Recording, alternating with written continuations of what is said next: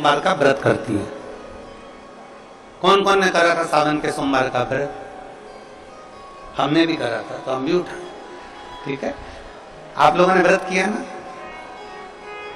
अब आप में से और हम में से कई माताएं बहन भाई ऐसे होंगे जो व्रत करे होंगे, तो उन्होंने एक टाइम फलाहार किया होगा, एक टाइम जम के बोलो भोजन किया होगा।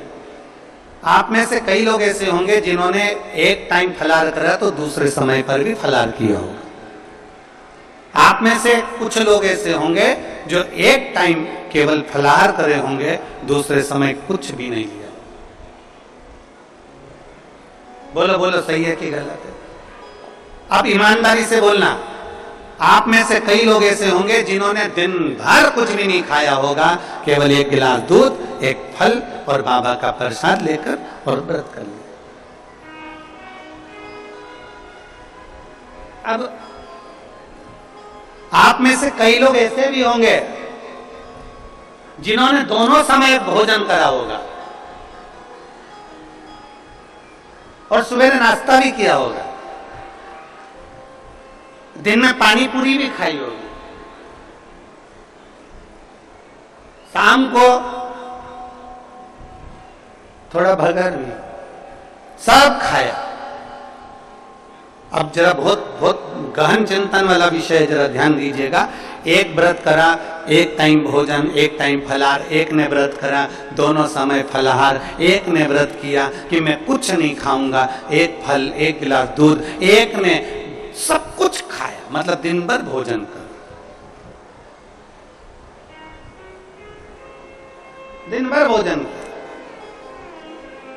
अब जो एक समय फलाहार कर रहा है वो भी शंकर का भगत है, जो एक दोनों समय फलाहार कर रहा है वो भी शिव का भगत है, जो एक फल ले रहा है और एक गिलास दूध ले रहा है वो भी शिव का भगत है, और जो दोनों समय भोजन कर रहा है वो भी शिव का भगत है। अब शंकर जी से पूछा जाए कि इनमें से तुम मुक्ति किसको दोगे, इनमें से तुम मोक्ष किसको दोगे, इनमें से सबसे पहले तुम किसकी सुनोगे, किसकी सुनोगे? तो भगवान देवाधिदेव महादेव का चरित्र कहता है माता पार्वती से, पार्वती भले तुम भूखे रहो मत रहो, पर इतना जरूर करो कि किसी का दिल ना दुखे तो मैं प्रसन्न हो जाता हूं और वर प्रदान कर। तुमने व्रत किया ना किया, तुमने साधना करी ना करी, तुमने तप किया ना किया, तुमने उपास किया ना किया, पर इतना जरूर करो कि जिस दिन तुम्हारा व्रत है, जिस दिन तुम्हारा उपास है, एक पाशुपत्य अस्त्र है,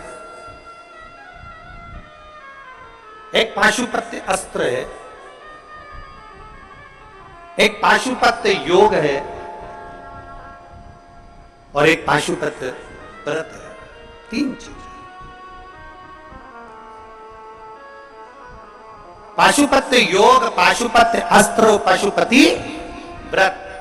पशुपति अस्त्र को, पाशुपत्य अस्त्र को हम धारण नहीं कर सकते, क्योंकि हम में इतना बल नहीं है कि हम भगवान से पशुपति अस्त्र लेकर जाएं और अपनी रक्षा कर लें। हम में बल नहीं है, हम इतना तप, हम इतनी साधना, हम इतना व्रत नहीं कर सकते। पाशुपत्य योग भी हम नहीं कर सकते, पर संपूर्ण विश्व के कल्याण के लिए शिव महापुराण में एक पशुपति व्रत वर्णन किया गया कि कुछ नहीं कर सकते तो पशुपति व्रत यदि कर लिया तो बाबा सुनता जरूर है, धारण कर ले पशुपति व्रत। कितने व्रत होते हैं, कितने दिए लगते हैं? 6।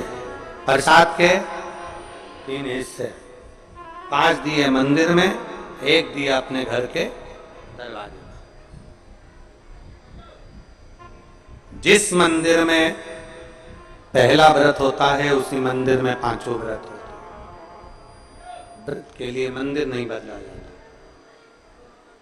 दूसरे के घर का पानी पीकर, दूसरे के घर का भोजन कर कर, दूसरे के घर का अन्न खाकर, दूसरे के घर की चाय पीकर, दूसरे के घर का फलाहार कर कर, या दूसरे के घर का अन्न भाग ग्रहण कर कर पशुपति व्रत नहीं होता।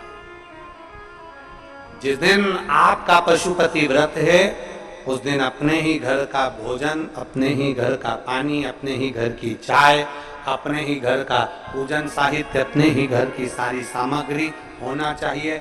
दूसरा व्रत तुम्हारा आज सोमवार का पशुपति व्रत है, तुम किसी से मिलने चले गए, उसके घर का पानी पिया या उसके घर की चाय पिया, व्रत खंडित हो जाता, उस व्रत का कोई मूलता नहीं। जिस दिन तुम्हारा व्रत है उस दिन पूजन का सामान भी तुम्हारे घर का होना चाहिए, जल भी तुम्हारे घर का होना चाहिए, भोजन भी तुम्हारा, प्रसाद भी घर में। यहां तक कहा गया कि पशुपति व्रत में बाजार का प्रसाद नहीं लाना, घर में मीठा बनाना है। खीर बना लो, हलवा बना लो, तुम्हारी मर्जी पड़े जो बनाओ, मीठा चावल बनाओ, चाहे पुआ बनाओ, तुम्हारी मर्जी पड़े, चाहे तुम मालपुआ बनाओ, चाहे तुम रबड़ी बनाओ, खीर बनाओ, तुम जो बनाओ, पर घर में बनाओ।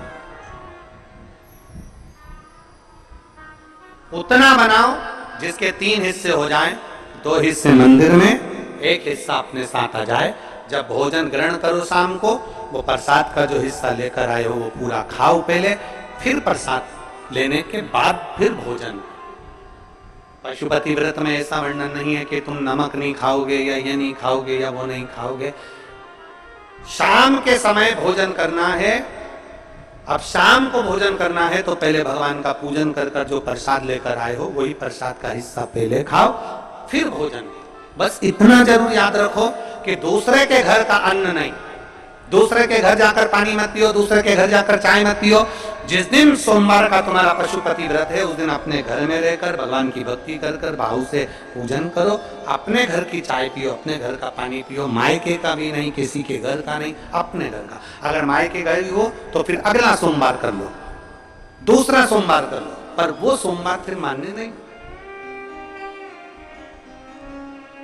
अगर आपने किसी के घर का भोजन किया है तो फिर वहां पर कुछ शुल्क दो, पैसा दो, उसके बाद वहां से चलो। चाय पिए वहां शुल्क दो, क्योंकि अपने को किसी के घर का भाग ग्रहण कर कर हम अपना भाग पशुपति व्रत का नहीं, पशुपति व्रत। अब कई लोग कहते हैं गुरुजी पशुपति व्रत कब चालू करना चाहिए? शिव महापुराण की कथा कहती है शंकर भगवान के पास जाने का कोई समय नहीं है, शंकर भगवान को भजने का कोई समय नहीं है, शंकर भगवान को पुकारने का कोई समय नहीं है। जैसे मौत का कोई समय नहीं होता उसी तरह शंकर का भजन करने का कोई समय नहीं होता। जब तुम्हारा मन कर जाए, जब तुम्हारा दिल कर जाए, जब तुम्हारा इच्छा कर जाए, तब तुम पशुपति व्रत प्रारंभ कर सकते हो। पर यदि आपका 16 सोमवार का व्रत है और साथ में पशुपति व्रत कर रहे हो तो वो स्वीकार नहीं होगा। तुम्हारी एकादशी सोमवार के दिन पड़ गई और तुम एकादशी का व्रत कर रहे हो और सोचो पशुपति व्रत भी कर लूं तो वो स्वीकार नहीं होगा। पशुपति व्रत केवल पशुपति व्रत ही रहे। पशुपति कढ़ाई में जितना सामान बनाया तुमने, जितनी खीर बनाई, जितना सामान बनाया, पूरा की पूरा लेकर जाना। ये नहीं कि कढ़ाई में छोड़कर चली जाऊं, आधा बच्चों के लिए छोड़ जाती हूँ, आधे में से 3 हिस्से कर दूंगी ना। कढ़ाई में अगर छोड़कर चले गए तो प्रसाद के 2 हिस्से तो वही होगा, क्योंकि बना तुम शिव जी के लिए रहे थे, बना तुम भगवान के लिए, हिस्सा नहीं छोड़ना। एक पत्र